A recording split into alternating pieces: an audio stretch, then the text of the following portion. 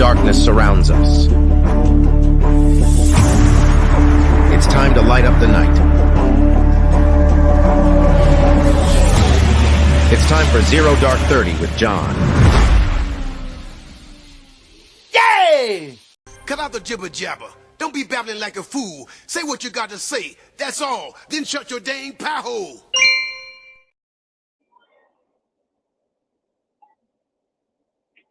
Well, hey everyone, welcome to the Prepared Mind channel. We are back and it is dark, zero dark. Well, I tell you what, it's people are fighting back. They're wanting to fight back. I don't think this is going to go away or go the way a lot of naysayers think. And what I'm talking about, specifically, what I'm talking about is these dang protesters. People have had it. Now, look, I mean, there's some big SHTF fish to fry, if you will. Some big ones to fry. And what I'm talking about is the potential for nuclear war. Potential for nuclear war. Belarus decided they were going to step up because Russia stepped up. And they're testing missiles and doing nuclear war drills, etc. It's become quite a mess, folks. Not to mention the mess here at this accident scene. Wow. Okay. It caused a mess over in Russia and Ukraine. And the United States government and the allies decided they were going to threaten everybody. And here we are, nuclear war threats. Don't you feel warm and cozy about that? Well, I actually don't. It's crazy. But that's the big stuff, right? That's the stuff that's out of our hands. I mean, you prepare for it. You get your potassium iodide tablets. You got your food, your water, your shelter, all that. But then there's what's happening at home, our smaller stuff. These protest knuckleheads.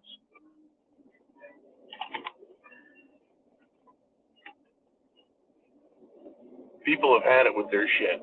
One college had a big wall that's been graffitied up, you know, pro-Gaza this and pro-Palestine that and pro-terror this and we love murder and we'll behead you, all of that, you know, this crap these kids are doing.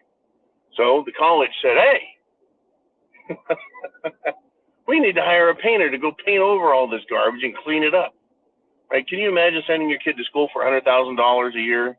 Only to show up and find out it looks like something out of East LA or Compton or Watts or, you know, under fucking train tracks somewhere in Chicago.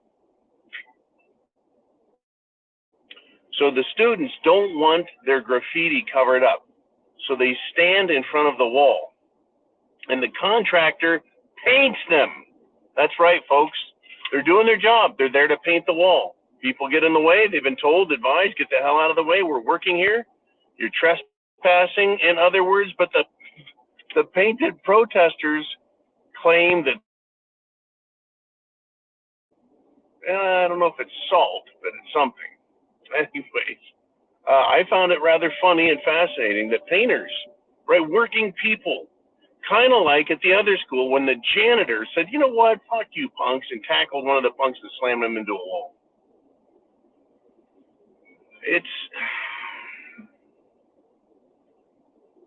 You know, they're that frustrating. But it's really not just an individual issue, right? It's not just one individual here and one individual there. They got bigger. Representative Ogles from Tennessee decided to introduce legislation that will not pass, but it is symbolic of the national will of the people. You could say, well, he represents, a district in Tennessee, but that doesn't make it right. You could say he represents a certain mentality in America, but he's not a very nice person. Well, what he said is, look, if you want to protest and you're an anti-Israel protester, and you're found guilty of a crime, your sentence is to go spend 6 months in Palestine, 6 months in Gaza. And that's what we've said. If you don't like the country, go to where you want our country to be. Go experience it. See how you like it. I think it's funny as hell. Now, it'll never pass. It can never pass. Let's just say it passed the House and somehow managed to pass the Senate and somehow get across the president's desk. It's so unconstitutional. It's unbelievable. But I think it's a sentimental announcement. We've had enough of your shit. But it is wholly, largely symbolic of the frustration of the American people finding its way to our representatives in government. And we're seeing more of that, right? The American people pissed off, absolutely pissed off that we're spending another $100 billion to support the wars of other countries. It's unconscionable. And here we are. The people have had enough, and they're saying it. In the meantime, right, the countries at the national level are rearing the ugly nuclear bomb, right? That's rearing its head. And it's fascinating and scary at the same time. See, just a year and a half ago or so, Russia gave Belarus nuclear weapons and said, hey, anyone screws with you, light them up. And they're north of Ukraine and just to the east of Poland, if I got my geography correct. Someone correct me if I'm wrong. But that's what we got, folks. We've got really big stuff coming, and the people have had it, but their voices aren't being heard in D.C. Are you prepared? Are you prepared for what's coming? Because it is. It is coming.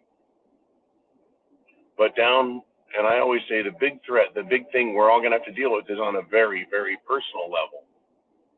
You know, yes, it's great that the representatives are letting these little fruitcakes know they're not appreciated, they're not welcome, and they're not just going to get their way. It's great to see that there's some, national representation of the will of the American people. But there'll be nothing that comes of that.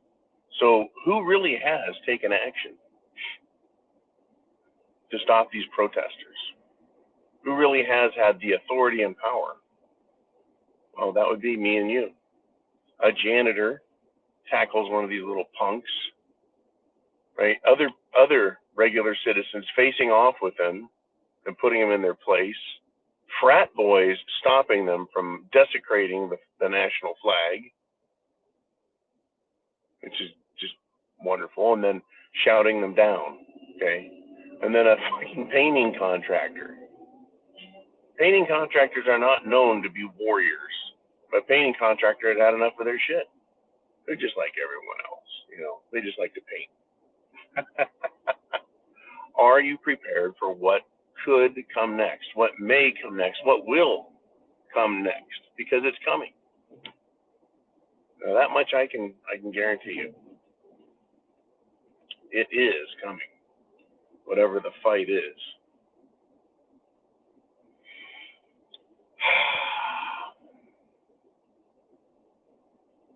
I really do think that as unconstitutional as that is, that would just be the shit. That would be the cat's ass. To take anyone, anyone found guilty of a crime and dumping them in Gaza, I bet Joe Biden would sign that. If he could go, okay, for every one person we send over to experience Gaza, we'll bring over 1,000 back to America. I mean, he already wants to bring, 1 million of them? Of these Palestinians from Gaza? Okay, before I go, I want to invite everybody, go on YouTube and search Palestinian versus Jew or Palestinian versus Israeli, where people meet each other. And you should hear the anger and hatred these people have for each other. And you want to invite that here? Oh, these protesters are nothing, folks. I mean, we've had some death threats. We've had some beheading threats. People have been arrested for their death threats.